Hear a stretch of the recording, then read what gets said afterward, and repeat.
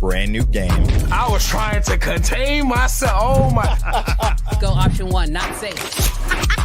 These are insane. And Brandon keep killing it.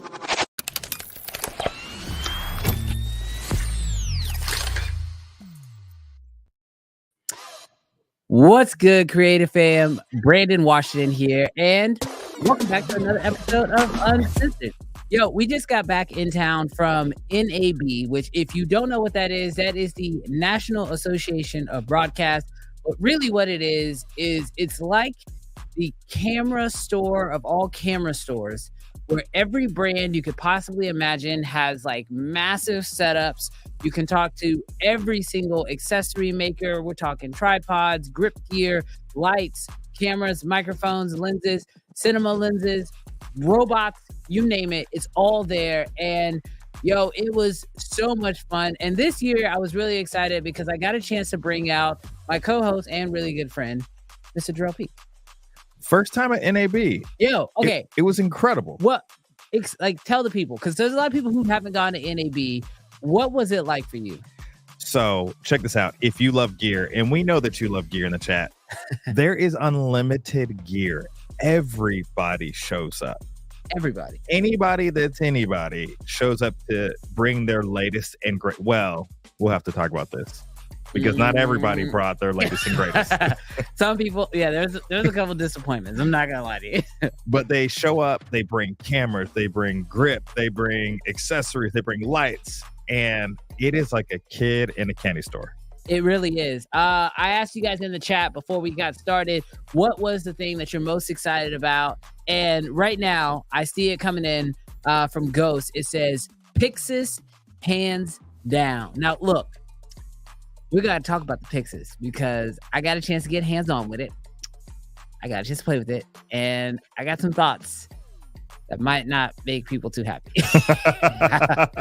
I'm just going to keep it real. It's Gen 1. It's Gen 1. It's okay. Yeah. And I'm being very nice about it. It's Gen 1. Yes. I haven't shot with it. I haven't put it on set. So I'm going to reserve my opinions, but I will tell you my hands-on opinions, at least from looking at it. I won't talk about shooting with it or sensors or image quality, but I'll tell you guys a little bit about that.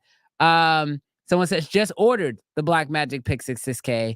Can't wait to get my hands on it. Look, I can't wait to get my hands on it too, because from what I experienced on the floor, I need to get my hands on it.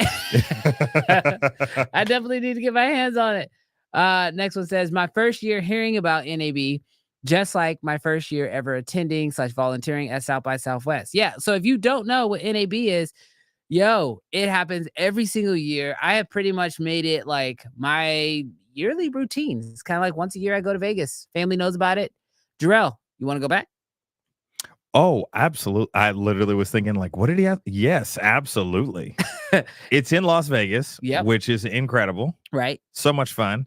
And yeah, like whatever you think it was, you can obviously look up stuff on YouTube, but whatever you think it is, it's so much bigger.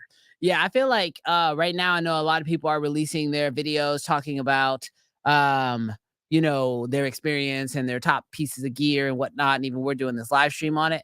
But if you do have the capability to go, I think you absolutely should. But I will warn you, if it's your first year going, the word I used to describe it was overwhelming. Like, because everyone is there, you're like a kid lost in a candy store. It's like being in Willy Wonka's factory and there's just like stuff everywhere. And you're just like, I don't know where to go next. Like, I go to this booth, I go to that booth. And excitement soon turns into sadness. Well, because when you look at it, you're like, oh my gosh, I need this new lens. Oh my goodness, I need this DJI Focus Pro. Oh my goodness, I need this new light mat. And then you realize there's not enough money in the world. I think that's it. Like, you realize really quickly, you're like, oh, even if you put money aside before you go to NAB, you walk away feeling, you're like, oh, I'm broke.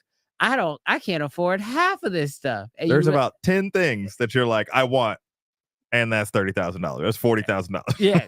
And that's per item. No. Yeah, seriously. But yeah, no, absolutely fun. There was another one. So Blazar Catos from Taylor. Look, I am going to be super real with you. I was so excited about the Blazar lenses before I showed up. And when I got a chance to see them, Jarrell, you saw it. There has never been a lens that I have wanted to get my hands on more than the Blazar lenses. They wouldn't budge. Dude, wouldn't budge. They wouldn't budge. Like they say they have nothing in stock. And I was just like, yo, I think that made me want them more. It shows how popular the lenses are. Yeah. Like they said, like a 2-month lead time, something like that. You know what's wild though? Before they were Blazar, they were another company called Greatjoy. Mm. And I remember getting ads for those lenses thinking, man, those look like they're pretty good, but they're definitely missing some stuff. I saw some images from them. And boy, you talk about a comeback story. Mm. Greatjoy was on no one's map.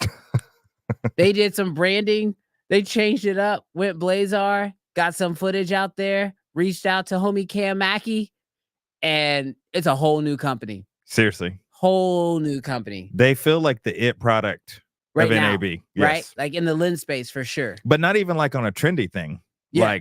Like quality anamorphic.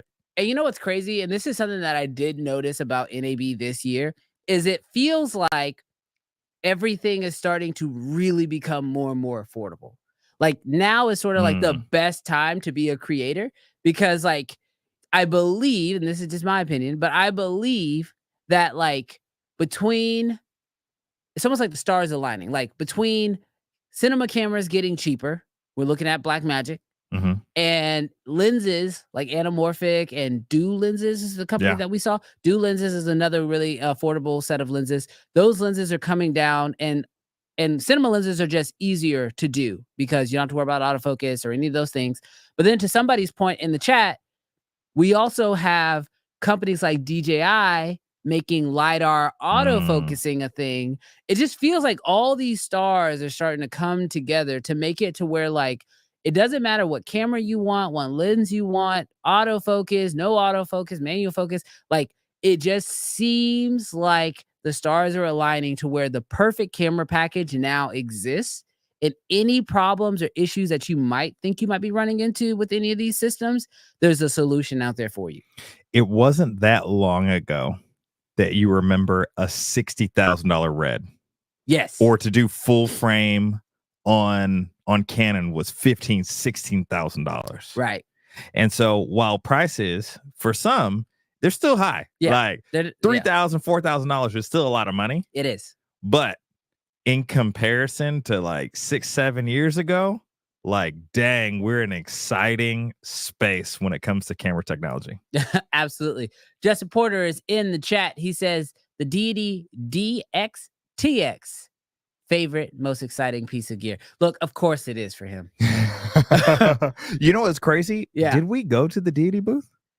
I don't think we made it to the I don't Deity think booth. we made it to them. That's how big this place is. Yeah. Like, it's so nuts. Like, there's a couple companies that we didn't make it to, and we were there for 4 days. Yeah. Like, it is a... And we went every day. And we went every day. Now, granted, the last day, I was really tired. I was like I had a mission. I went and talked to 2 people, and then I was out. But I will say, it is a massive event, and there's so much gear out there. Someone says, yo, Canon made a brother so sad. Can we get there? Are we ready? I'm looking for it. I saw that. I got it. Hold up. You I'll got pull it? them up. I'm going to pull it up. Did I read that wrong? Yeah. Look, let's talk about it really quick because I know we... Look. You can go on the prosecution. I'll go on the defense. Oh my God. Okay, look. As far as like disappointments at NAB. Who goes first though? Hold on. In the courtroom, does the defense give their... I think the defense gives their thing first. That seems before weird. you go in. That seems weird. Before you go in. Okay. So check this out. Okay. We know Yep. on the horizon Oh gosh. that this year, end of May, we are getting the R5 Mark II and the R1. They weren't ready. They fumbled the bag, but they weren't ready. They're coming out with 2 cameras. Now, I heard from an unnamed source that there might be a new C70 full frame coming out. No, can't be confirmed. I think you're absolutely. But I'm just throwing it out there that we may have 3 incredible cameras, 1 cinema camera and 2 mirrorless cameras. I doubt it. They did. What do you doubt? I'm doubting. I don't They've believe already your filed. source. They've already. I don't, Well, okay. I don't believe That's your fair. source. The C70 full frame is a little stretch, but the R5 Mark II and the R1 are coming out in a month. Okay. Announced. So here's my thing. If you were going to announce it in a month, why couldn't you demo it at NAB? Like, I'm just saying, it is the biggest show of the year. You know exactly what time it is every year. If it was coming out in a month, it would have came out at NAB. I think we aren't going to see those cameras until maybe the holiday season. They fumbled the bag. Dude, They should have at least had a picture. Could you imagine? They should have at least had something, but it's in the hands of photographers. Like, I know they're doing some stuff with the Olympic. Like, the cameras are real. The prototypes are few. Uh-huh. They should have had a picture. They fumbled the bag, but it's not like nothing is coming out. Look, I'm done with it. But Canon people unite. No. Yeah, they're all sad. They're all crying right now in the chat. We all know it. Justice says, dude, I used that lens at the Zcam booth. So I did not know, because I saw Zcam in there. I did not know that Zcam, or the owner of Zcam, or the company of Zcam, actually has a lighting brand called Zolar. Zolar. And we went over to the Zcam booth, not necessarily to look at the Zcam, because, I mean, come on. I got my Komodo, so I'm just not looking at the Zcam. Why will you see Cam when you can Komodo? Actually, Zcam is actually not terrible. But yeah. My thought was, I went over there because everyone kept talking to me about those Zolar lights. Gotta look at those Zolar lights.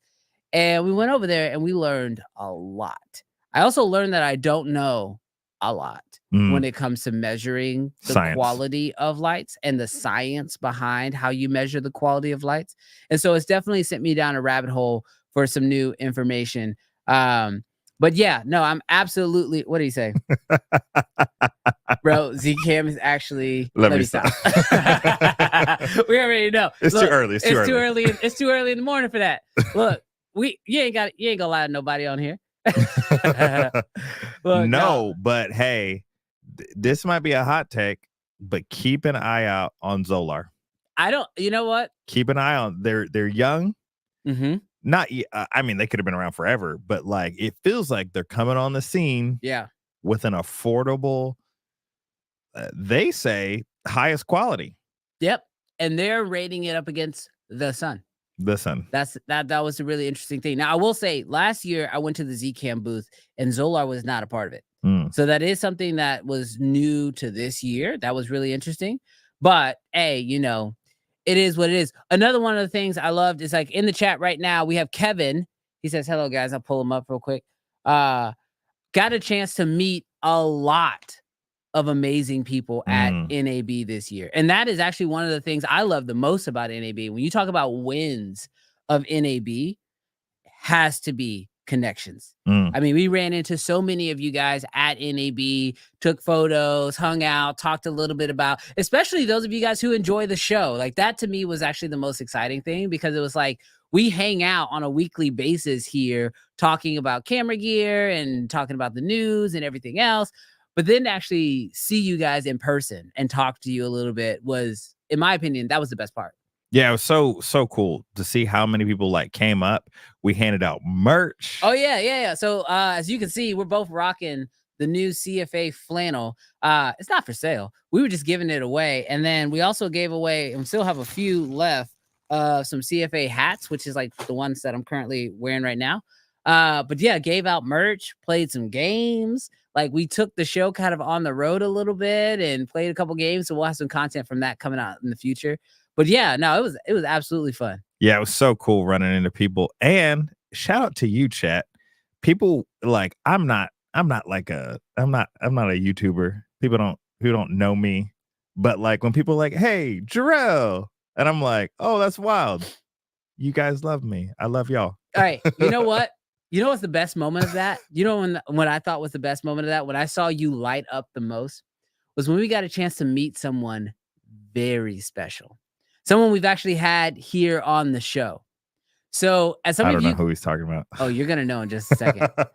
So, as you guys know, we have had the opportunity to have a lot of amazing guests on this show. And one of the big highlight moments was when we were actually able to have the CEO or the previous CEO of Red, Jared Land, here on the Uncensored Show. And contrary to popular belief, I had actually never met him before in person. But this man is a giant.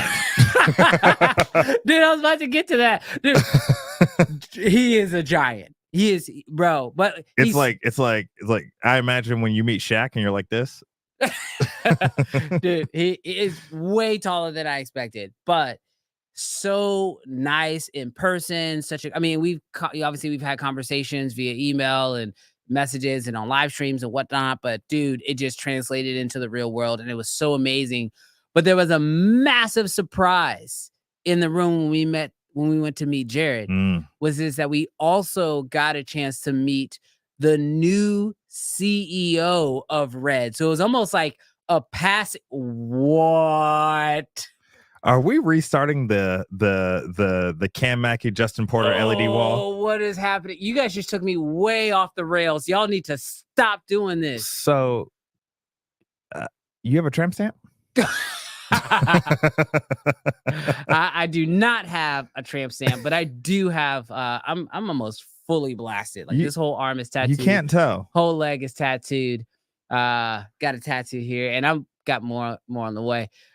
What is going? Yo, look, I had something important to say. But Cam, that's light work. That's light work. That's light Cam. work compared to Justin Porter. I'm gonna be honest with you, Cam. I saw that moved up. Oh, we got to start a donation fund. We got to get his money to some. This is what y'all do. Y'all just hop on here and just derail the whole show. Man, Hollyland got that bag. Look, this is what happens when you go to NAB and you have a good time. Justin must have made bank up at Hollyland, and we all know Cam Mackey is doing work with. God. You see it? Blazar got that bag. Hey, if y'all want to know what brands are doing the best, seriously, just come to this live stream and see who's dropping the most cash. Yeah, seriously, man. Hey, thank you guys. Thank you guys. You guys are too really kind. Appreciate it. These boys are ridiculous. I can't even pay attention. Nikon. That's what I was saying. What did Justin say? Tobin's in the chat. Tobin, what it do? I can't even focus anymore. Bro, I'm with Nikon. So that's what I was saying. See, they took me way off track. So we got a chance to meet Jared, the former CEO of Red, and we got a chance to meet the new CEO of Red. And it was just an awesome little moment. It was a great moment. We're gonna post some photos and some stuff from NAB. We just got back in town. Yo, these boys are ridiculous. Some people say I'm here for the creators. I'm with the creators. Dude, Jared, that man is genuine. Yes. Like the way that he, like, once again, we were on a live stream for 30 minutes. Yep. And just the way that he's like Jarrell and just the way that he's like hugs, like you can tell he made cameras for people. The kindest dude. Yeah. Absolutely. It was such an amazing moment. It was awesome to meet him in person. My favorite thing. So for those of you guys who haven't met me in person, I'm not the tallest person in the world. And because he's a giant, I'm talking giant.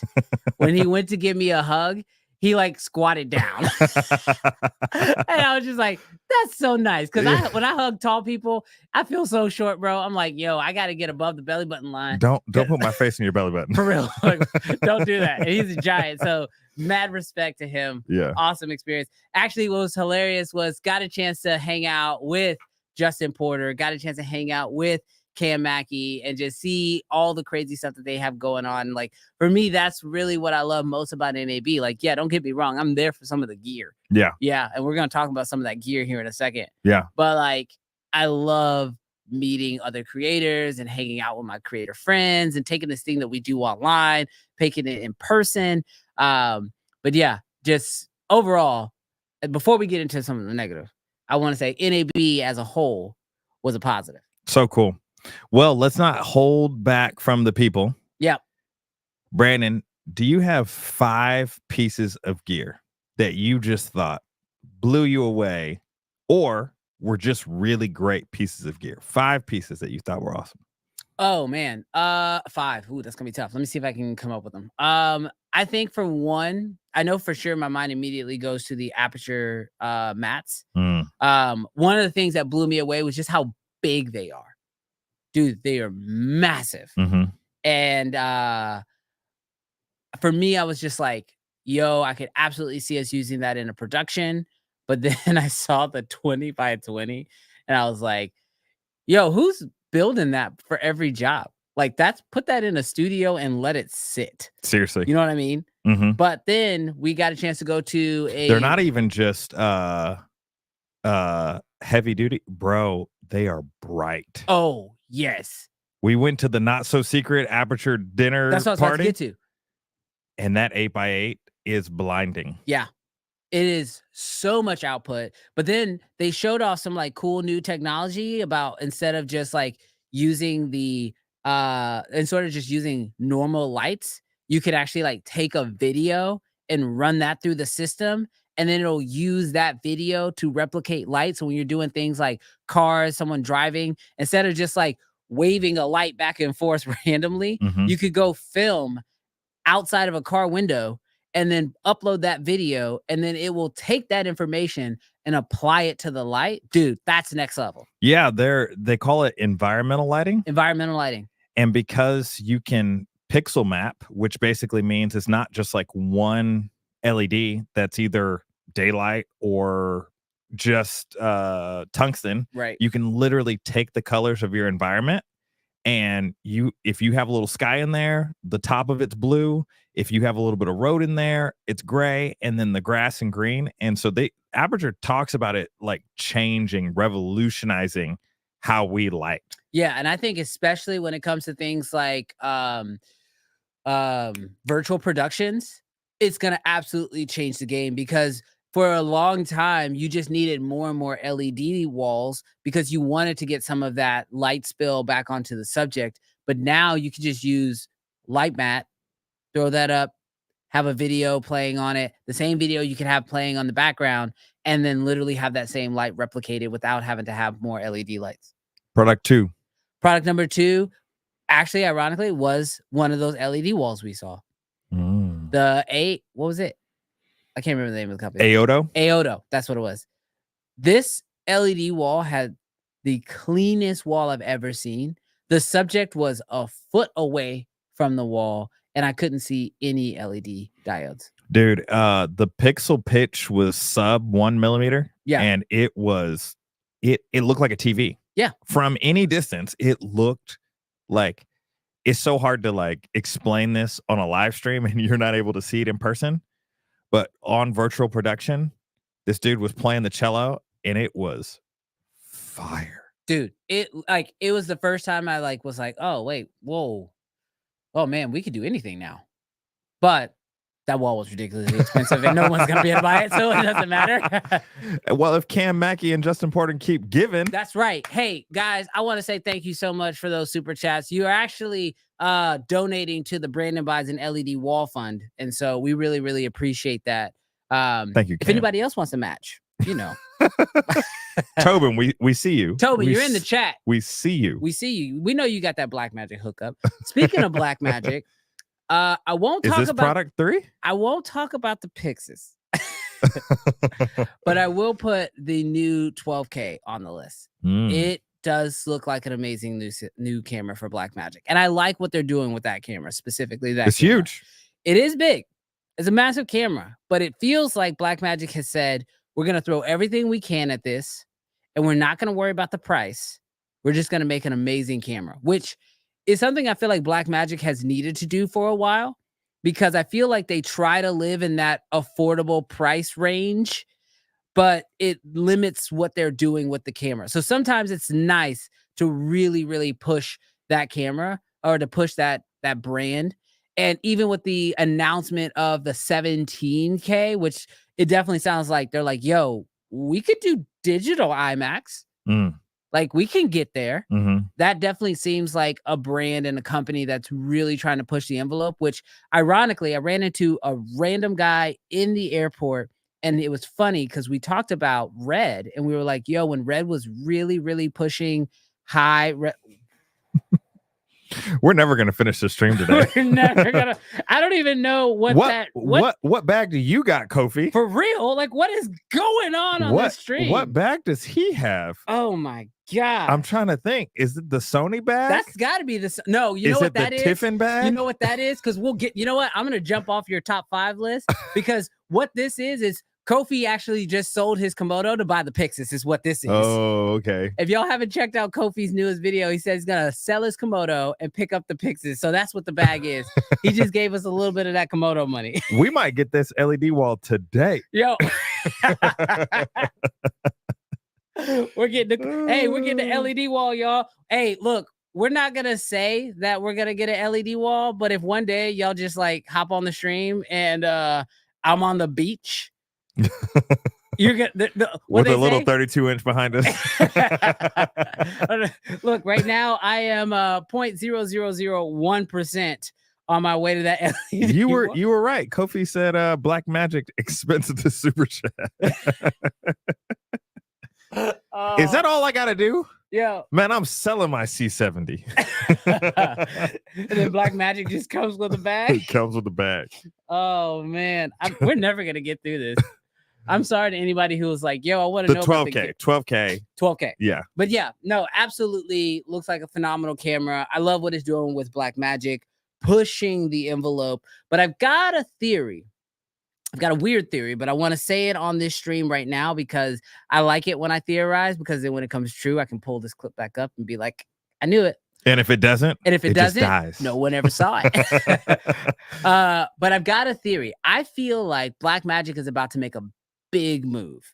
And I believe it's going to take like maybe 2 or 3 years, but there'll be a shift where what we currently see as the Ursa as being that, like, you know, high level production camera, but it's still fairly affordable, has some decent specs.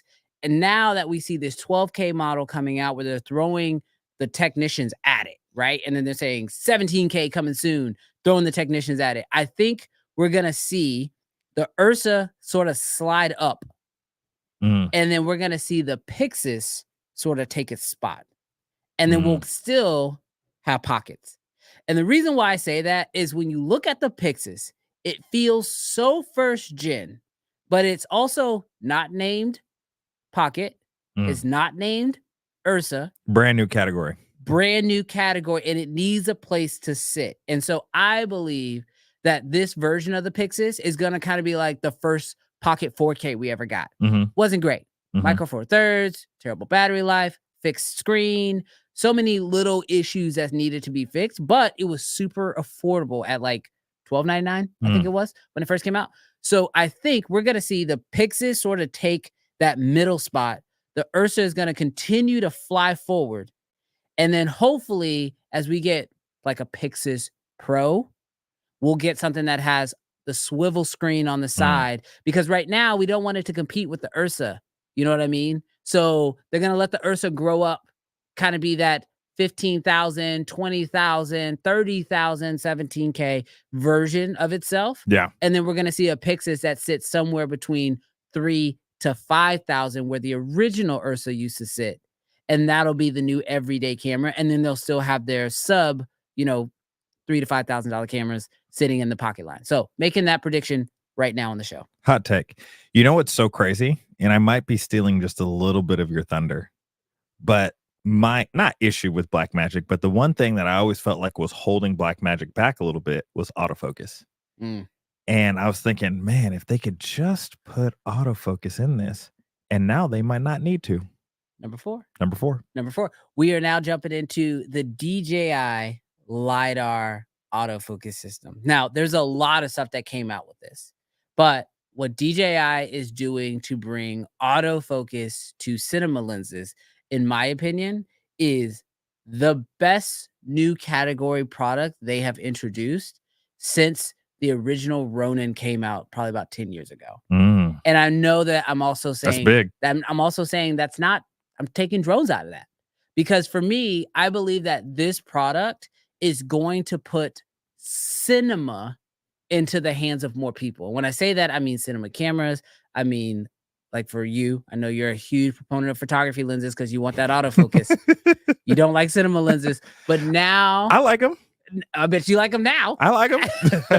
But look, that means now more people are going to be able to actually rock with these cinema lenses. And I think because of that, we're going to see cinema lenses and anamorphic lenses, like manual lenses. I think we're going to see a huge rise in not only the number of options that exist, but also the accessibility of these lenses, because autofocusing has scared so many people away from anything that requires manual focus, that now with this, I feel like we have a really good chance at seeing cinema lenses really start to dominate, and cinema cameras specifically really start to dominate. You know what I'm interested in? With this only being $1,000, which is not, this isn't like a $5,000, $6,000 thing. Right. I want to know, can it do better than the autofocus systems inside your camera? So would it be better than the C70 autofocus? Would it be better than the R6 or whatever? Sounds like a video idea. Cam Mack, you hit me up. I'm coming I'm coming out to see you. Let's do it. So I'm excited for it because, man, it feels like with LiDAR, you're taking the guesswork out. Right. It's not like, oh, do I see an eyeball necessarily?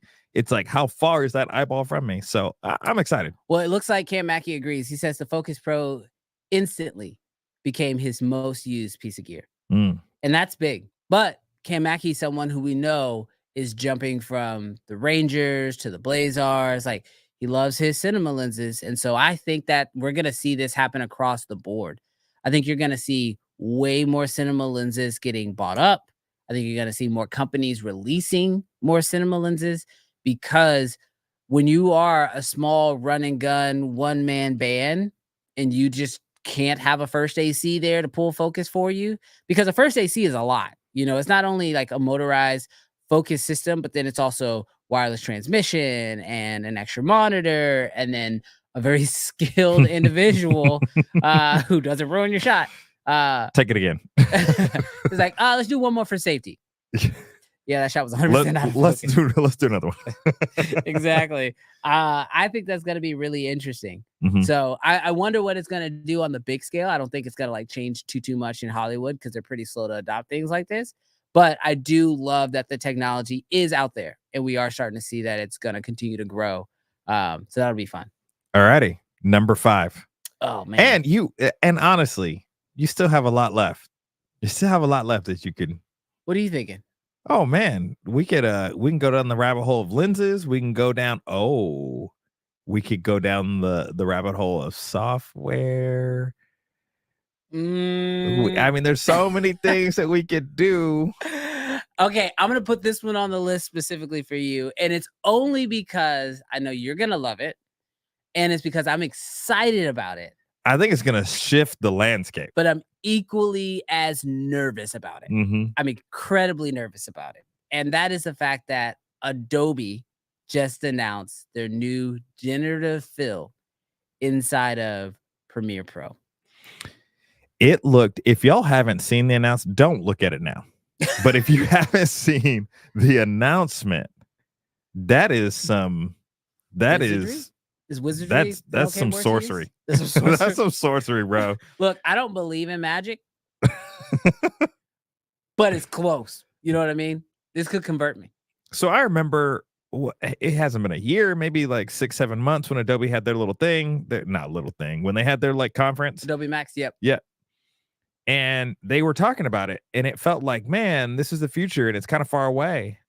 But looking at their beta, oh my goodness, it looks so good. There's a few problems, but it looks good. Look, for me, I look at generative fill inside of Photoshop is probably the #1 most used AI tool that I currently interact with on a daily basis. I don't think there's a thumbnail that goes out that doesn't have generative fill helping me, even just something simple as like cleaning up a section, right? Now, I'm not like filling in like a birthday cake or something crazy like that. But I am using it to like, clean up backgrounds, change things. And it has literally made me feel like I am a wizard at Photoshop.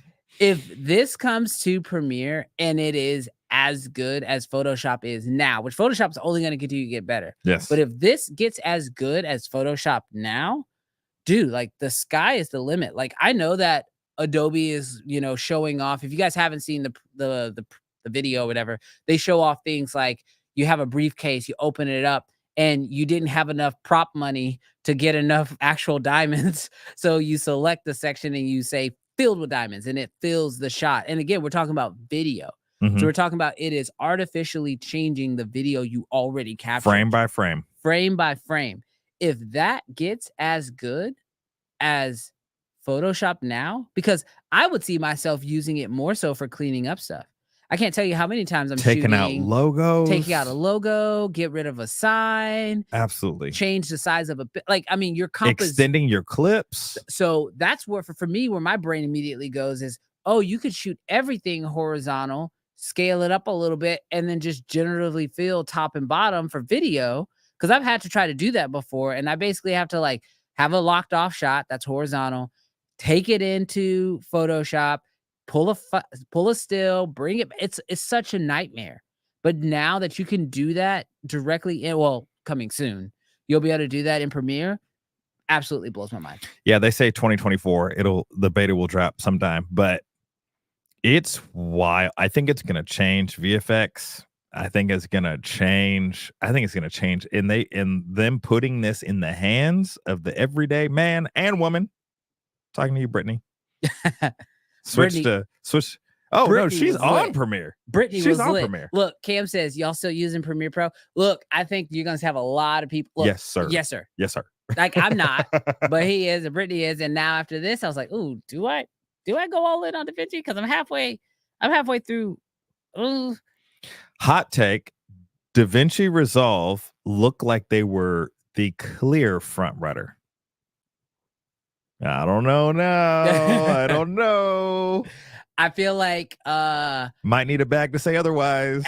I feel like right now it is for sure a fight. And honestly, I'm here for it. Now, so many years went by where ain't nobody was doing nothing. Right. Now they're doing the most. And what's crazy is they released this now at NAB. Not even at their own conference, Adobe Max. So that just tells you it's about to get nutty. Oh, and the one thing I forgot to mention, they put Sora in here. You can't even get access to Sora yet. But they're putting Sora inside of this. So Adobe's making some moves. And it feels like it's going to be a fun time to be a creator. That's for sure. You got a good chat coming up? Yeah, somebody just came in. How do you rank them? Editing programs. How do I? Ooh. I think the fight is ongoing. I can say as a Final Cut Pro editor, I am sad. Where are you putting? I like Brandon. I'm not gonna say that. I'm not gonna put. I'll say for me personally. Gosh, I will put. I'll put DaVinci at 1 for right now because they haven't come out. Because Premiere hasn't dropped it yet. Yes, officially. But then I'm gonna have to go Adobe at a close second. Premiere, and then CapCut, and then CapCut, and then Final Cut. You know what? I'm not even mad at it. CapCut got some features. Hey, they just came out with a new Pro plan. Yes, they got some features. Look, at least somebody's coming for it. Good night. My editor's crying. Someone says he said Canva, bro. Canva. Hey, Canva. He did. He edited some videos. I do edit in Canva. Proudly. Yeah, not bad at all. This video is not sponsored. Hey, listen up, Cam 16 Film Productions. Like, y'all are using some old tropes about Premiere. I'm just saying. I've been a Premiere editor for 12 years, and there were some dark days of make sure you auto save. But I gotta be honest with you, in the last maybe you should upgrade your computer. But in the last year, not you specifically, not you specifically. I'm not throwing shade at you. I'm just saying in why are you general. fighting with the chat, bro? Upgrade to the M1s, 2s or 3s. I'll tell you, I haven't had Premiere crash on me this year. And I mean, I edit every day. So All right. stop throwing out that old news. Or upgrade your computer. He said fake news. It don't crash no more. Oh man. People losing it. People Yeah, losing you gotta Kim- drop that intel. He say drop that intel. I love it. Leave it in 2018. Dude, I'm telling you, man, I will say for me this year, and this kind of goes hand in hand with what we were talking about Adobe. I had started to get kind of like, about like our industry from like gear, because it felt like everybody was focusing on AI a lot. And I was like, oh my goodness, AI is moving so fast. But after coming back from NAB, I'm just so hyped with the gear that's coming out that I feel like we're going to be able to tell what. I'm just reading the comments. you can't stop that. Oh you just start laughing. Justin Porter's like, that's cat. Ain't no cat. Zero cap, no crashes. No. And then what is Grantos? He just said Premiere just crashed. Well, because you spelled it wrong. And put your system specs in. Sure. I feel like I'm being aggressive. I'm not getting paid by Adobe. I'm not getting paid by anyone. So I just want to know. Why are you so what defensive? You rock? I'm not. Why are you so defensive, bro? And then we got an iMovie over Final Cut. I'm sorry. I want to apologize. This is not the best me. Boy, bro, you get mad. You're gonna have all the look. We got to get you and Brittany, and then we'll get Tobin and Justin, and we'll get y'all on here. And we'll have y'all fight it out, because I'm just sad. I'm just sitting here in Final Cut land. Final Cut's eating popcorn on the side. We're just like, it must be nice. What's the last thing they did? They dropped an iPad app. That's so embarrassing. In my defense, I have been switching to DaVinci for feels like the last year. Yes. But slowly learning it one weekend at a time, at least trying. Apple, we believe in you. At least your computers. Yeah. At least your computers. Dude, we believe in you. I heard sad news that they pulled the whole Final Cut Pro team to work on Vision Pro. Oh, I thought you meant they just pulled. We're stopping development. Yeah, no, they might as well have. They show off DaVinci in all their ads. That's when I knew. I was like, oh. Are they trying to bring Final Cut to the Vision Pro? No, they just pulled the team. They pulled all their programmers and was like, that's not important. Go work on tap tracking. They're like, do you guys want AI in your Final Cut Pro 10? No, we want some of this. I hear Apple's buying up a lot of AI, so maybe it'll translate. All right, transition. Yeah. What were some duds? Okay, so I kind of talked a little bit about the Pixis. I'm not gonna call it a full dud, but that side monitor, way harder to deal with than I thought it was going to be. What were some problems with it? Well, so if you are operating the camera from sticks, 9 times out of 10, you're behind the camera, right? With this camera, you have to be on the side, because I just noticed, this is my experience in whatever model they had on the floor. If you're not looking at this screen like straight on, if you're off angle at all, it is impossible to see it. It gets dim and a little blue. It gets very dim and very blue, to the point to where I was kind of looking at it from the side. I was like kind of operating it on a tripod using the handle. And I was like, man, why is everything so underexposed? And it seems really like the white balance is off. But then they had a TV up front that you could see. And I was like, wait, no, everything looks good. And then I actually walked to the side of the camera. I was like, oh, this is a tough monitor. And so it feels like one of those cameras where it's similar to a Komodo, where like it's going to be highly recommended that you have a monitor. But at least with the Komodo, the monitor is on top, which means like when you're operating it, if you're handheld or on a tripod, you can at least look down and see it. You know what I mean? But very few people operate their camera in a one-man band scenario from the side. So it feels like they put it there. It's like a first AC location kind of thing. Mhm. But it just feels really odd. And then on top of that, Blackmagic does sell monitors, which they would probably love to sell you a monitor, but that monitor doesn't have camera control. So you wouldn't be able to use touchscreen to actually control the camera, which is what I would love to see. So I am hoping that Blackmagic will give us an actual monitor that has control. And one thing that this camera has that I thought was really interesting is a locking USB-C port in the front, because that's where the EVF plugs into. So I'm going to go ahead and request that Blackmagic creates a touchscreen monitor that has camera control and that uses USB-C with that locking port in the front of the Pixis.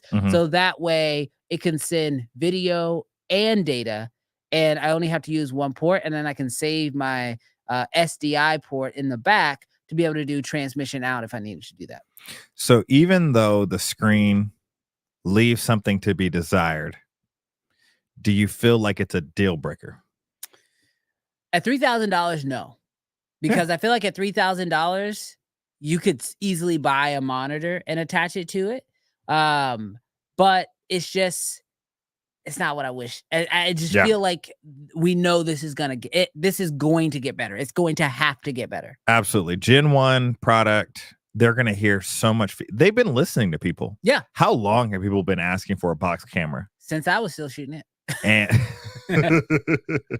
and literally, I feel like they came with almost everything. And I feel like companies won't say this because you said this a little bit before. They don't like, unless you're Sony, you don't really like competing with your other cameras. Yeah. So there has to be unless man, Sony be camera drops. Oh, same camera. Same camera. Look, make the FX3 and the A7S3 make sense. So anyway, so I do think this is Gen 1. They do listen. Excited for Gen 2. It's still excited for Gen 1. Yeah. So I think if this camera would have the things that we really want, like a flipping screen on the side, it would have cannibalized the new Ursa. Yeah, for sure. So that's why I say it. My theory is that the Ursa will move up in price, and that then we will get a really, really solid Pixis Pro that'll come out. And then eventually a Pixis, well, I guess this one's full frame. So yeah, I guess a Pixis Pro. Yeah. And maybe something that gives us built-in NDs, because I know that was something else that people were missing. They want built-in NDs. They want that screen on the side to swivel, and they want more than just one SDI port. It's wild though. It's on, and we say this with a grain of salt. It's only $3,000. We say only $3,000 because we're looking at the landscape of cameras. We're not trying to say $3,000 is not that's still a lot of money. That is what they have right now is a ton of features, and I don't think personally anything stands beside it with features. Now, the one thing I will say at that price point, the one thing I will say about this camera is I want it to be incredibly successul. I want it to blow up. I want it to do crazy numbers, because the last time Blackmagic did that, the whole industry rocked. And I mean, like, let's be real. We didn't get a Komodo until after a Pocket came out. You know what I mean? That small form factor cinema camera. We didn't get FX3s and FX30s until the Pocket came out. We didn't get Z cams until the Pocket came out. The Pocket showed everybody what was possible and what the market was looking for and what the market was willing to spend money on. So I want this camera to win, not only because it'll then mean that we'll get a Pro and a bunch of other cameras, but I think it'll also change what we see from everybody else. They're definitely a disruptor, and that's really good. All right, what's another, maybe a dud? I feel like you kind of already threw out some hate a little bit, but I mean, a dud was obviously Canon not dropping anything. Like, their booth, I don't even, did we go to did we walk past it? We walked by the perimeter. Dude, I feel like the best thing that isn't fair. The thing that excited me the most about their booth was the outside of the booth. Where you can with all their lenses. Yeah, looking at that 1200 millimeter and that 600 millimeter RF. Gosh. Went home that night, started shopping. What'd you find out? Yeah, I went on Facebook Marketplace and looked up some EF glass. Bro, I'm telling you, going to NAB will have you double checking your wallet and realizing, man, this is just not as thick as I thought it was. When I saw that $15,000, $16,000 price tag, I was like, yeah, I can do something used. 10 years old. I'll go EF. I don't need RF. I'll adapt. Seriously. So yeah, that one to me was It was disappointing that Canon didn't drop something. I do think that they have something in the pipeline. Well, we know they have something in the pipeline, but it was disappointing. Yeah. I thought that was pretty rough. What did Cam say? Canon is the new Nikon. Yo, okay, I'm gonna jump the list for a second because Nikon actually had a pretty dope booth. It was from Cam Mackey. Yeah. But no, Nikon actually had a pretty dope booth this year. So, I'm trying to figure out his Cam. Can you clarify? What do you mean by Canon is the new Nikon? oh, you don't know? You can't pick up what he's trying to. I can't pick up what he's putting down. You're not picking up what he's putting down. You're not smelling it. Are you? Is it a good thing? I think that's a dig. Is it dig? That's a dig. Is it dig? It's 100% a dig. Look, we all knew for the longest Canon's time. buying Black Magic. You heard it here first. Look, we all know that for the longest time it has been Sony, then it was Canon, and then it was Nikon. And Nikon said, what did Kendrick say? Oh, yeah.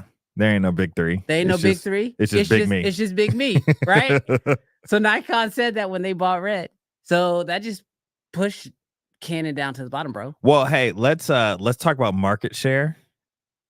Canon's on top, baby. Hey, look. Canon's on top, baby. That's because they're selling a bunch of sensors to Canon's on top, to baby. NASA and all of those. They ain't selling no cameras. Get out of here. No. They own the Hey, rebels. in the chat, let me rebels. know. Are you in the rebels? Get out of here. I'm just bro. saying. They own the consumer market. You're right. Own it. That's right. You show right. But the printers. You go and be proud with all your soccer moms and baseball dads taking their camcorder. Hey.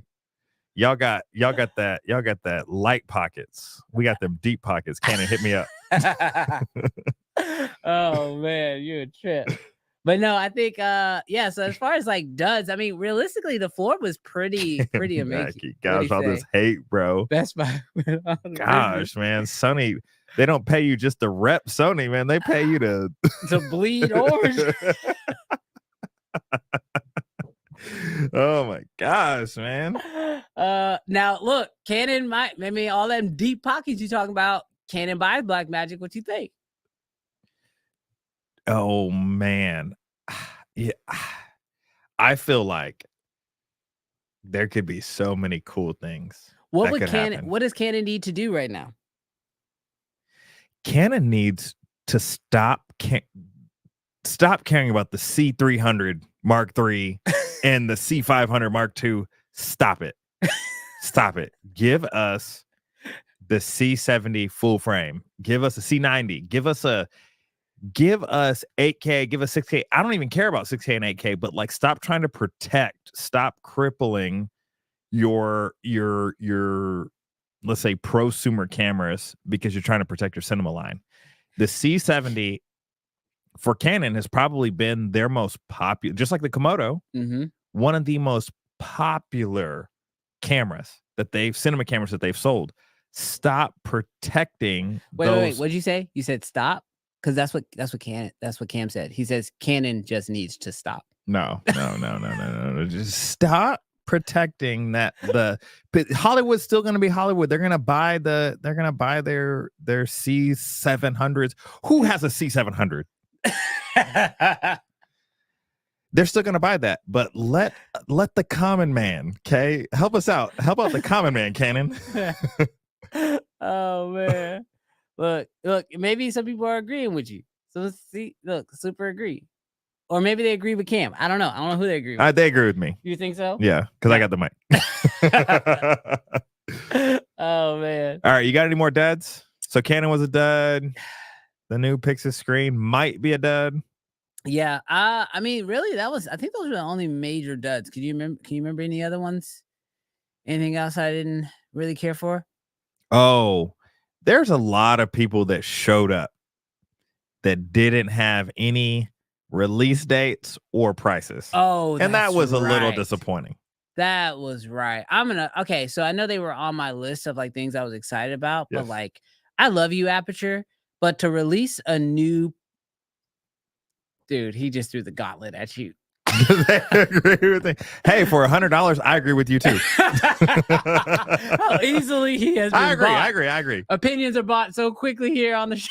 No, I think for me the dud was like Aperture. Like they released the new mats, and I was super excited to get pricing and dates and things like that, and they didn't have it. And so like maybe that's why Canon didn't give us anything new, because they couldn't give us the information. You know what I mean? Mm-hmm. But yo, apparently though, it's very clear in the chat. Everybody agrees, man. Everybody agrees. Kofi, we hear you, brother. You did not play yourself. You didn't. You didn't. We can just be bot here. We can be bot. I can be bot. Okay, so yes, I guess so. You're Sony now. Oh no. He just took me off of my opinion about the Canon cripple. Oh, the Canon so you're bought $100 one opinion at a time. I need a little more than $100. How much? I need a full kit replacement. I need about $20K worth of kit replacement to be Sony. All but lenses. hey, Sony for listening. I'll take the FX3. I will take the FX6. I will take the FX9. No. Actually, I'll take the Burano. Just give it. And an A9. Speaking of Burano and A9, and I'm done. Speaking of Burano, that one like tech product of the year. Yeah. Like the main category. I did not see that coming. Now I'm gonna say this because I know Justin's in the chat and we bleed red around here. The Raptor X also won. But it didn't quite win product of the year, but it still won for its technology. But the Burano showed out, which is really interesting because I know there's been a lot of mixed feelings about the Burano, especially we had on Rob Machado, and he had some mixed feelings about the Burano, but overall he was very, very happy with it. But the Burano seems to be a camera that is quickly starting to move and make waves. So we'll see. Yeah. Speaking of making some waves, Cam 16 Film Productions had a question. What's the best? And I know that we ran into a booth that blew us away. Yes. In terms of we hesitate saying cheapest Cine lenses because that makes it sound like they may not be good. Yeah. No, this company Do Lenses. Lens. DuLens. DuLens. Let me look it up. Look it up. This company DuLens they were technically macro lenses, but bro, when I tell you these were the sharpest cinema lenses I have ever seen at that price point, because they were only $500, dude, per lens. The craziest thing. Now, obviously, we're just recounting our memories, but essentially what we did is like oftentimes lenses get a little, especially spherical lenses, get a little soft in the corners. Yeah.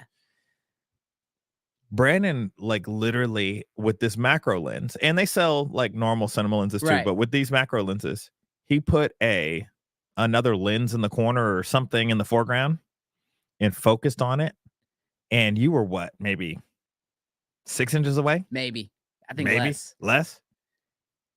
And in the dead corner, that thing was the sharpest. I'm not an RE Prime, Super Prime, Supreme, Zeiss, Super Prime user, but it was, to my eye, one of the sharpest lenses. I was like, that's crazy. I'll be honest with you. It was almost too sharp. I'd be like, yo, I'm going to have to put black pro mist filter or something on that thing. Like, it was so tack sharp, but like, that's what you want. You want that sharpness out of the lens and then the ability to, filter it or do whatever you want with it. But bro, for the price, $500, I like, if he would have let me buy that lens off the floor, I would have it right now to show you. Once again, he tried. I tried. He tried hard. So hard. I was trying to convince everybody. DuLens, DuLens. You can buy them on Amazon. You can buy them direct. No affiliate link. But they're dope. They're super dope. They were really sharp. Someone asked about the Nisis. I did get a chance to go over to the Nisi booth. As far as affordable lenses go, those were really interesting. One of the things I didn't know about Nisi lenses was that they have RF lenses that still have a drop-in filter system, which I thought was really interesting. And then the lens also still has threaded filters in the front. So you could basically dual filter this lens and you don't have to go through an adapter, which I thought was really cool. No, that's really dope. So that was really nice. And Nisi, they released a few new lenses as well. And so we got a chance to play around with those a little bit. What was nuts and what I if any lens manufacturer watches this by some chance or gets this clip, you need to have a actual setup for us to test the lenses at your booth. Cause like the Nisi lenses didn't really have much of a setup. And so like they had them on cameras and you could like point them, but the lighting at NAB is so god awful that like I couldn't really appreciate what I was getting. But like when I went to the Blazar booth, they actually had like, I mean, obviously it's anamorphic. So they had flashlights and they had a set and man, oh man, it had me fall in love with those Blazars. So I'm still gonna say that my favorite lenses and affordable lenses at NAB were probably the Blazars. Yes. I would have walked away with a set right then and there. Yes. No questions asked. They should have showed up with a stockpile ready to go. Yes, absolutely. All right. Man, this has been so good. Yeah. This has been great. Let's see. Better than DZO? I think so. I think so. The Blazars is a better value, I think, for me, at least right now. Maybe I'll get my hands on them and change my mind, but for the value. Now, granted, I did go over to the DZO booth. No one could understand me. Rob's in the chat. What'd he say? He said, tell that to all the booths with the worst camera rigs I've ever seen. So much shade thrown. But it's true. It's true. I feel like all these companies should just hire DPs to just help them put their booths together. Because you could definitely tell who took the time to do it right and then who didn't. Dude, so many booths had Alexa Minis and Raptors and Buranos. Like, a lot of booths had all of those cameras. Yeah, all of them at one time. Yeah. So like you didn't really have any excuse. And spent no money on set design. No gaffing. Oh my gosh. Yeah. So fun. Oh yeah. Tyler's in the chat. What to do, Tyler? He says definitely keen on a set of Blazars. Yeah, absolutely, dude. That set looks absolutely amazing. I can't wait. I can't wait to get my hands on them. And then Rob, what did you come back with? Yeah, they look like trash. And they look like trash. Hey, Rob, you had a great NAB video. It was good. Loved your recap. I felt like you were only at NAB for like a second. And you made the but for the second that you were there, great recap. Made the most of it. Yeah, man. NAB, awesome event. If you guys do have the chance to get out there yourself, absolutely highly recommend it. Do us a favor really quick. Tyler, he just brought this up. What did he do? Dude, because we didn't mention them, but we were very impressed by Core. Oh, we were Core. So Core, if you guys don't know, they make batteries. They make V-mount batteries, but they came out with a new battery solution that was magnetic. And the port was special. Yeah, and they had like this special new, what do they call it? A PD90 USB-C port. But this port isn't just for safe power delivery.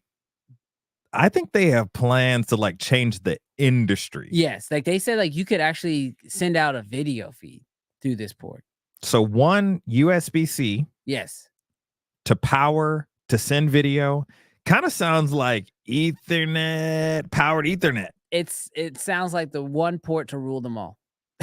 Seriously, like, and yeah, they're not to skip over the magnetic part, but like be able to charge magnetically and just continue to stack batteries. That to me was the thing that was most exciting. It's like this new magnetic battery system. If you do it right, you could basically power your camera forever. Because one of the things they said was that like it charges faster than it depletes.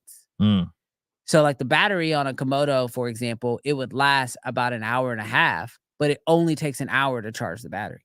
So if you got 3, maybe 4 for safety, you just put one on, let it drain, put another one on. When that one dies, swap it out, put another one on, start charging that one, and you could just do this rotation game forever. Yeah. Yeah, and they seem pretty affordable. All right, we got a super chat come in. Lock and Shake Films. I never considered filming real estate with the cinema lens.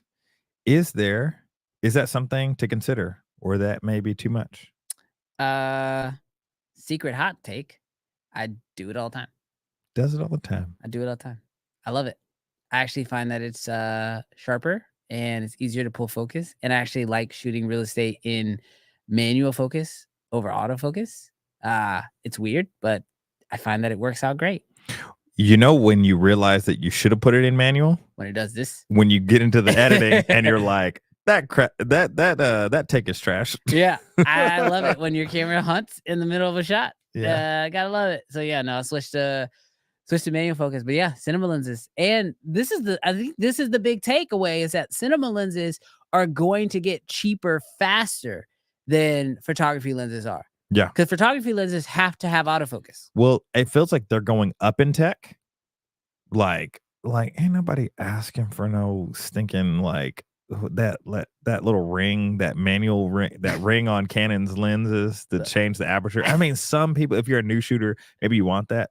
Stop putting so much tech in and charging us $3,000 for the lens. Bro, I think they all did that. Even Yeah. Nikon, like, don't get me wrong, love some of the Nikon looks, but they put an LED screen on the top of their lens to tell me what the aperture is.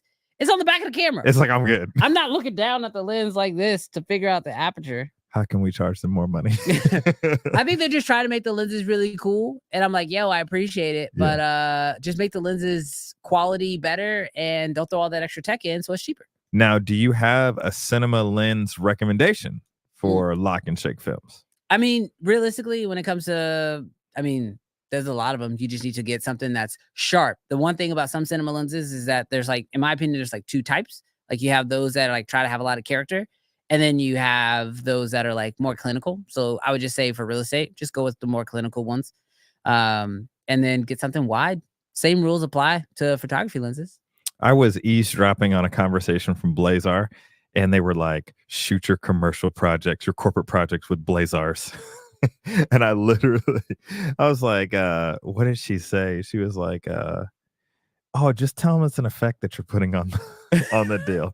And so, clinical is great, but I don't know, maybe if you're doing a cinematic piece, maybe you can get away with some animal. I'm going to shoot my next talking head corporate video in animal. You just have a flashlight behind the dude's head the whole time. Like a real estate agent's like, in a world where prices are going up. Did this man say, I recommend Signature Primes? Who said that? Rob Machado. Get out of here for real estate. The house is, the video is $300. Look, $300. Shoot a $300 real estate video on Signature Primes. Yeah, that's great. That's fantastic. Oh man. All right. Did you have anything else for us today? Well, the question is we're a little bit over on time. We're so glad that you guys are with us. But if you wanna play a game, we got a little game. Oh, which one? I don't know. It depends on which game you guys set up. Yeah, rank and reveal. Oh gosh. Okay, chat. I'm gonna need y'all's help on this. So for those of y'all who don't know, or maybe you've never been here while we play this game, we play a game called Rank and Reveal, where basically he's gonna give me 5 topics. Is that how it works? I'm doing your job. 5 items. 5. You do your job. Well, I guess before we do that, we're gonna run something for you. All right, let's run it.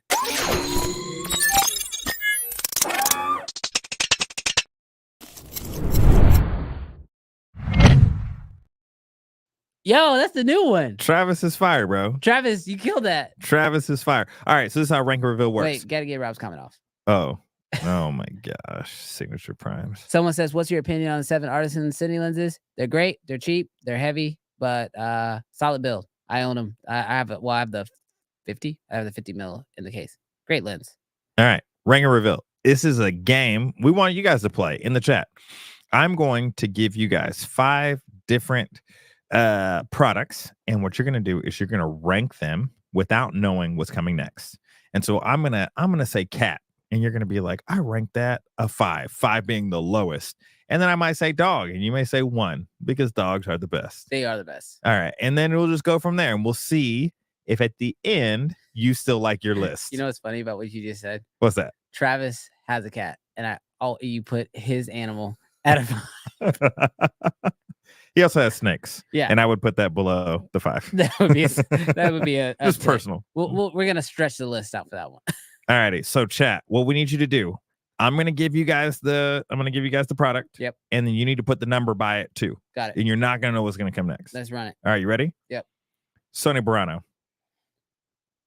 Oh, you suck. Bro. This one's for you, Rob. I don't know what's coming next. You don't know what's coming next. 1 to 5. 1 being the best, 5 being the worst thing that ever existed.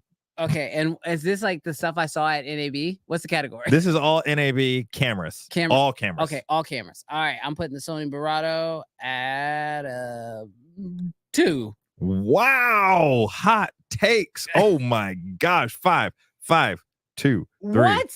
3, Man. Rob Machado? Rob put it at a 3? What did you see at NAB, Rob? Cameras? 4, 4, 3, 4. Wow. 5. I will never afford it.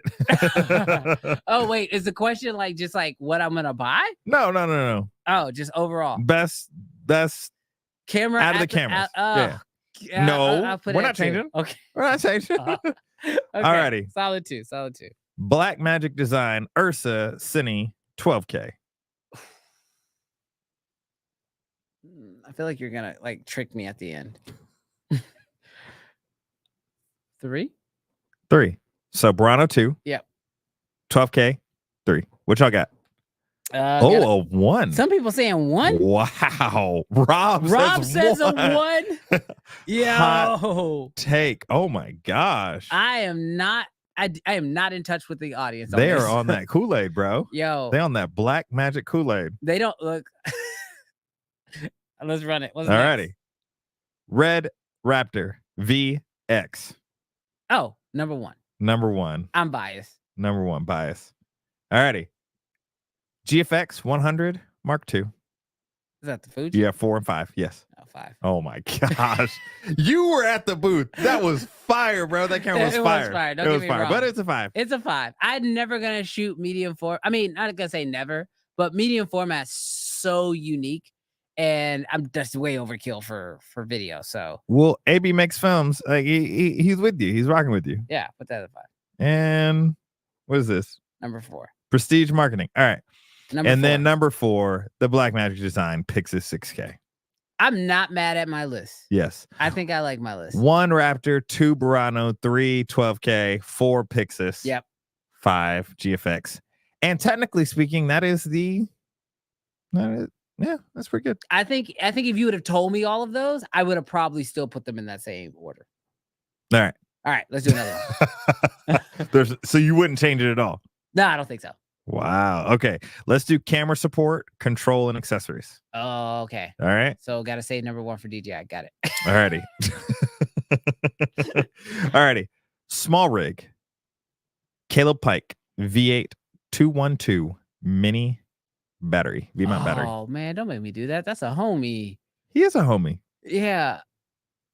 There's a lot of things on the list though. I know. Caleb, I love you. There's a few homies on this list. Oh God. No.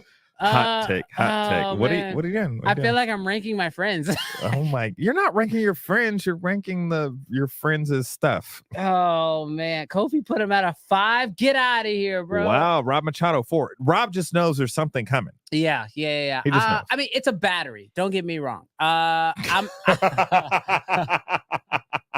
like, don't get me wrong. It's a dope battery, but it's a battery. It's a battery. I'm gonna give it a. Oh my God. I feel dirty. I'm giving him 4. Oh, I feel terrible. Oh my gosh, it's a bro. battery, bro. Leave me alone. It's 4. Kobe 3.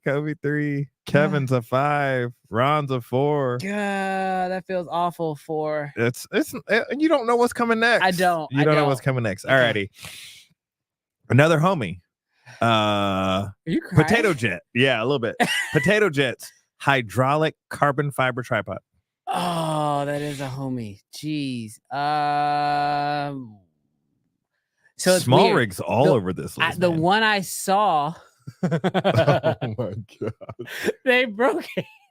They were doing some wild stuff with that Bro, tripod. They were going nuts with that tripod. They broke it. Yeah, seriously. So, like, I mean, the only version I saw, It was a prototype, to be fair. it was a prototype. It wasn't completed. Yeah. But 3. I like that. Put it at a 3. Did y'all see that, chat? Because if Yeah. y'all didn't see it, go to YouTube after this live stream Oh man. and check it out. It might be My only might be a problem was, new like, tripod. The leg thing was weird. Like the legs weren't staying in their place. Like Yeah. they need to have something that holds the legs in their place. Yeah. Like what's the little thing that they put in the middle? Yeah, You like know, the spreader. Yeah, the spreader or whatever. It needed that, but the version we saw didn't have that. But yo, that It one click might- handle. It might be. It might be something like new. Yeah. Like, Did they give us a price no. on it though? No. That was another one of those Yes. products. So I was like, yo, Yes. what's the price? And they were like, well, we don't know yet. I was like, yo, stop bringing stuff to the floor and not knowing what the price is. alrighty. So you got a 3 for Potato Jet. Yep. Stop ranking them. It's your No. friends. It's your friends. Don't rank my friends, bro. It's not my friend. Not his tripod. Him. No. He's a 3. And Caleb's a 4. Alrighty. Shut up. Condor Blue Oh, matte box system. you suck, bro. You I'm grabbed just- these all are- the homies. No, it's not the homies. It's the hot products. No, but then when I rank it, then you rank it by the homie name. We got to make this hard. This Have y'all seen? If y'all haven't seen, this is not like we're not sponsored. We can be though. But Condor Blue. If y'all haven't seen the matte box system, it's dope, affordable, and dope. Yeah. What are you ranking it? This is gonna really suck because if I put it at a 2, that only leaves me 1 and 5. But I think I gotta put it at a 2. Okay. Yeah, this is good. What I love the most about it is that they didn't go like super proprietary. Like you can still use regular 4x5 filters Yes. from anybody. And even the filters they're making are super affordable. Yeah, super solid. But you know, like Polar Pro and Tilta, like they normally like to like lock you into their Mhm. system. This leaves you out of it. So I love it. You're gonna be screwed. Oh, There's no there's no way There's no way around it. around it. There's no way around it. Alrighty. The Tilta Thanos ecosystem for iPhone. Not Thanos. Chronos ecosystem for iPhone. 5. Wow. 5. Not even a question. Really? Not even a question. Bro, you love that thing. I did, but you only have 1 and 5 left. So. What do y'all think, chat? 2 on the matte box. Matte box 2 works for us. People. Oh, want Condor a Blues in the 10. chat. They say 2 works for them. All right. See, y'all know I love them. Absolutely. Condor Blue. See, this is why I gotta be careful. Homies be popping up in the chat. No. Companies be hopping up in the chat. DJI Focus Pro. Number I shouldn't one. have told you were gonna be screwed. 'Cause I you pulled love it out at the end. Look at that. Actually, you know what? So let's relook at the list. So number 1 was DJI Focus Pro. Number Yes. 2 was Condor Blue Matte Box. Yes. Number 3 was Potato Jet's tripod. Uh-huh. Number 4 was Kato's battery. Number 5 was the Tilta iPhone. Whatever He's too thing. good. He's too good at this. He's too good. Look at that. I actually like that list. I think I'd keep that list. Yeah, I think I'd keep that list just as it is. Yeah, that Focus Pro was fire. Bro, that was nuts. Well, hey, we just want to thank you guys for playing the game with us today. Yo, chat. How did y'all do? Y'all happy with y'all's? Y'all happy with your list? We got some haters in the in the chat, bro. What are they hating on? People just throwing out them 5s like you were like in anguish. Like my friends. They were like 5. Look, we're creating beef. Come on, Kobe. You know what we're here for. Oh, Lord have mercy.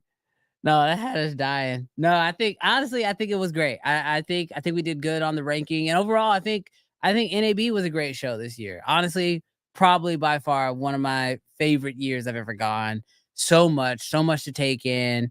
This year we kind of just chilled for the most part and just really went around the floor and met people, and I think it was good. I think it was a good year. I think I'm excited for where the rest of this year is going to go. I mean, let's face it. What is it? April?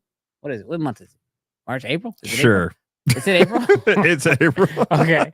Yeah, like it's April. It's the end of April. It's the end of April. Yeah. So dang near May. So like we're not even halfway through the year yet. You know Yeah. what I mean? We haven't even got close to like holiday seasons, and we're already seeing this type of stuff getting dropped. So You know, I'm pretty stoked. I'm pretty happy with where the status of the camera gear space is. Yeah, very hopeful, very optimistic. You know, I think NAB could have been just everybody's just bringing what they normally bring, but it feels like Aperture's trying to change the industry. It feels like Small Rig coming out with some carts, which is dope. Like a brand new prototype thing, like that's dope. Condor Blue putting out some always incredible camera accessories. Black Magic coming out with new cameras. Adobe, like we didn't even talk about. I can't remember the name, but was it Synology? No, it wasn't Synology. It was QNAP. no, what was their portable thing? Oh, Lexar. No, wait. Are you talking about Synologies or QNAP's? The thing where they pulled the thing out? What are you talking about? The 60 terabyte like SSD thing that they ship to you, they lease to you? Oh, that was Seagate. Seagate. We didn't even talk about that because that isn't sexy. It's hard but drives. oh my gosh. Yeah. We're like, why haven't we thought of that, made a business and sold it? Like it's so nuts how much great gear is out there, and I'm legit just excited. I feel like I left feeling like, yo, we have so many videos to make because there's just so much stuff out now that we need to just start covering. Correction. Travis has so many videos to make. He has so many videos to edit. I'm just Sorry, playing. Travis is great. Travis is great. He's going to be editing nonstop. He's getting the dungeon. Yes. Get to work.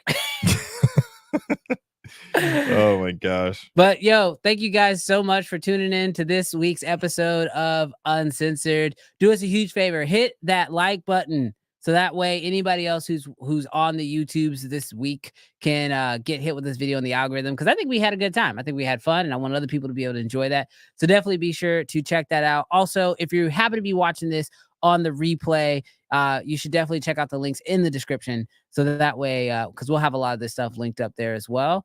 And any last nuggets? Yes. Keep your wallets in your pockets. Oh, yeah. Keep your wallet. Yeah, don't buy anything for like the next You're gonna go broke. Next week. You're gonna go broke. You're about to get flooded. And you might want to make a conscious decision. Or do what I always do. If you're gonna buy something for you, just make sure you buy something for your significant other, so it makes it go down easier. You know, it's like when you instead of just eating your vegetables, you get a fork of vegetables and steak at the same time. That's what you do. Oh my gosh. Yeah. But thank you guys so much for checking out this week's episode of Uncensored, and we will catch you next week at the exact same time, 11 o'clock Central Standard Time. See you guys there. Peace.